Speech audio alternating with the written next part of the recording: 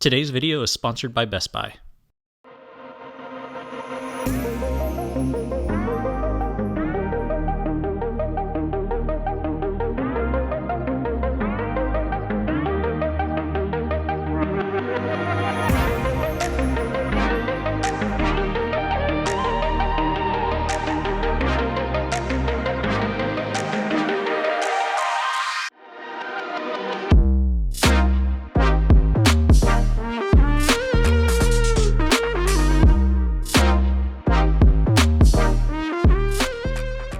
What's up everyone? Welcome back to my channel. As some of you may already know, my fiance and I, we recently got this new house, and with that has come a ton of new projects. Of those projects, one I'm really excited to show you today. I actually partnered with Best Buy and they wanted me to show you how I put together a very clean and minimal TV setup specifically for my Xbox Series X. What I'm gonna do today is I'm gonna show you the products that I chose to maximize it while also keeping it as minimal and clean as possible to keep this area as a living room slash family room area. So with that said, let's go ahead and get started with the TV and then we'll go from there. For a living room setup, we wanted to make sure that the TV actually fit well, especially with how our windows are set up. Once I had a good idea of what I was looking for, and since TVs are actually a decent sized investment for a house, I headed over to Best Buy to check it out and see what it actually looks like in person. I can't stress enough just how much I wanted a new TV, so I may or may not have actually gone to Best Buy maybe 5 or 6 different occasions to look at the TV I wanted during the era of the TV that we have is fine, we have a wedding to save up for. It is what it is. I did what I had to do. Once I got the okay for the TV, there was just one issue. A 65-inch TV doesn't fit in the back of my Jeep. Luckily, one of the reasons I chose Best Buy was because they offered free shipping when I ordered online, which was clutch. When it comes to looking for a TV for your Xbox Series X or PS5, there's a few things in particular you want to look for. The two most common things you'll hear is that you'll want to check the specs to see if it can get 120 frames per second in 4K, as well as whether or not it has HDMI 2.1 ports. The TV that I chose was the LG C1 series OLED TV, which is currently part of Best Buy's top deal section depending on when you're seeing this video.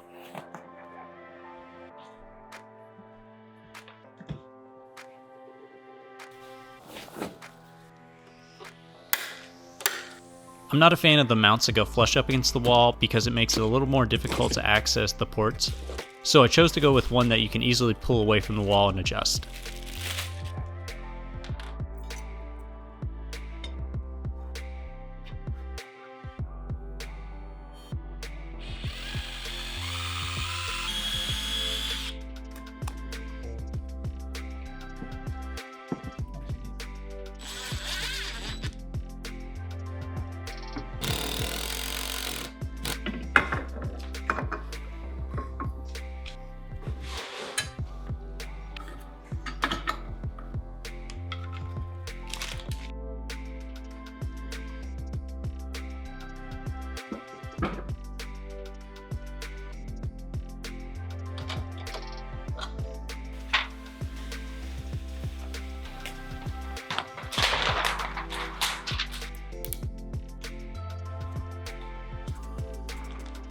This is hands down one of my favorite TVs I've owned to date. I'll go more into detail of why it's perfect for the Xbox later in this video, but outside of that, this TV is insanely thin, has amazing image quality, and I love LG's WebOS platform. If this TV ends up being outside of your budget, a great alternative is LG's NanoCell series TVs, which you may have seen in my first desk setup video.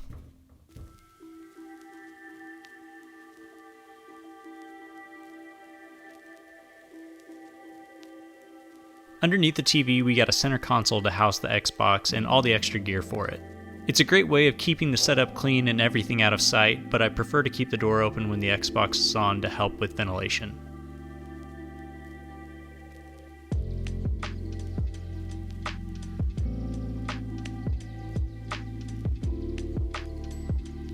Even though we wanted to keep this setup as clean as possible, I still wanted to make the setup more immersive when we watch movies or play online. So to do that, I got the Govee Immersion Kit.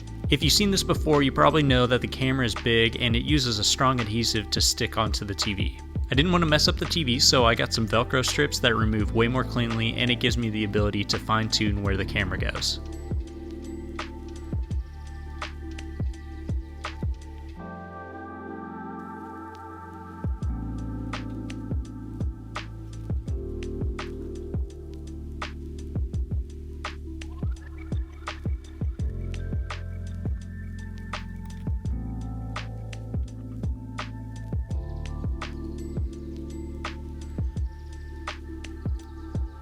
One tip for this is to keep your cable management as clean as possible by using Velcro strips, zip ties, or clips. If you have loose cables, chances are the RGB lights will reveal them as shadows on the wall.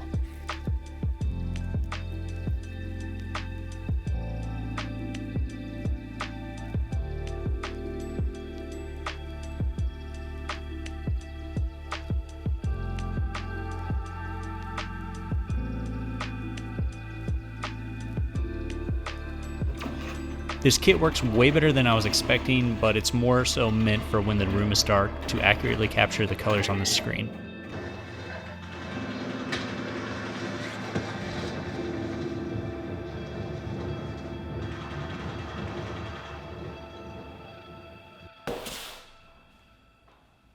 When it comes to console gaming on a TV, there are things that are nice to have, and then there are things that are really nice to have. One of those things is TP-Link's GX90 gaming router. The biggest benefits of this router is that it gives you a dedicated 5 GHz game band for your gaming devices, so that those devices don't have to compete for bandwidth with anyone in your house that may be streaming YouTube or Netflix. This will also help to minimize any lag and maximize responsiveness of your entire gaming experience. It's definitely worth noting that if you do not have high-speed internet, a gaming router will probably not give you that big of a performance boost. The assembly and setup for this was pretty easy, you just need to follow the instructions that it came with.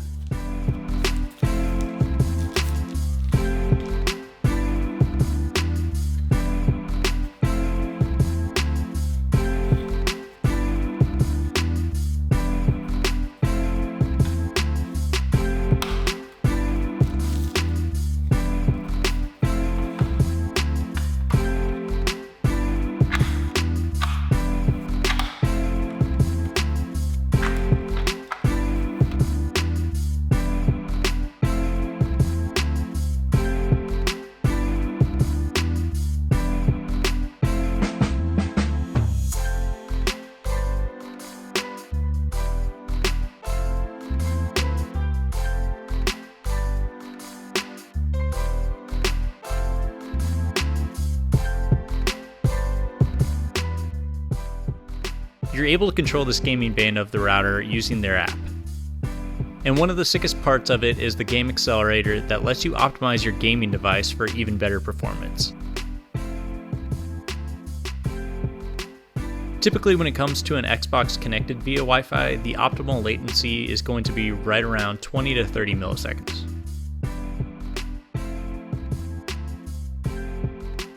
I plan on one day investing more into our sound system, but since we are currently saving up for a wedding, I decided to go with a smaller soundbar that had decent reviews. After Best Buy decided to sponsor this video, I decided to test out their top deals section and found this soundbar from LG. It ended up being over half off at the time that I bought it, which made it a way easier decision. It's a solid option when it's combined with the wireless subwoofer, but my main complaint was the wall mounts that they came with aren't the best. Other than that, adding this soundbar definitely helped make this setup even more immersive.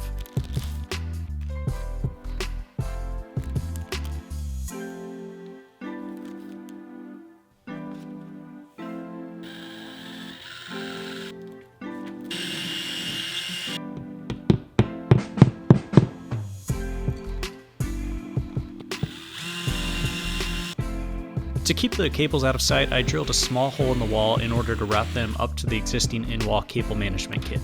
There's probably a cleaner way of doing this, but this was easy and it worked.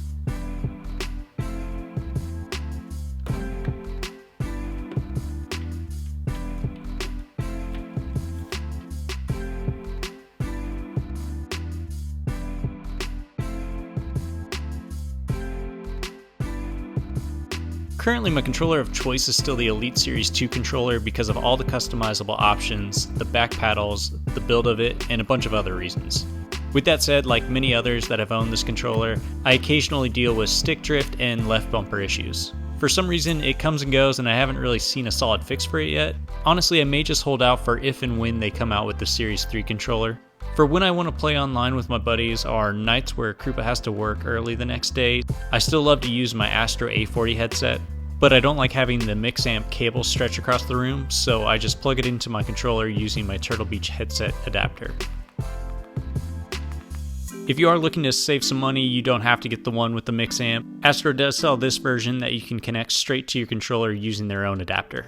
Alright, so let's see how this all turned out.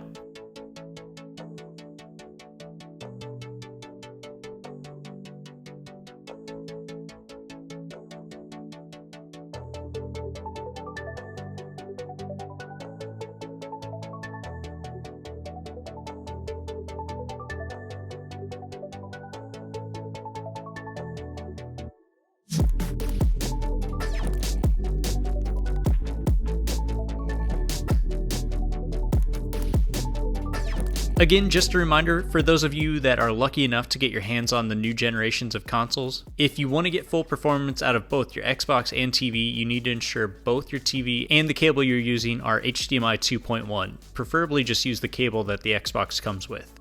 LG's OLED TV features a game optimizer mode to get the most out of the type of game you're playing, such as Call of Duty being a first-person shooter game. This feature is fantastic at giving you more fluid movement and better overall quality. I'm a Warzone guy, so I did want to mention that the current Warzone is currently not optimized well for the new consoles. So as of recently, I'm not able to get 120 FPS, but I believe they're currently working on fixing that. Or at least maybe they're working on optimizing it for Warzone 2. Alright, so that's all I have for you today. I hope you all enjoyed this video and my version of a cleaner console TV setup. Be sure to like and subscribe down below, and I will see you all next time.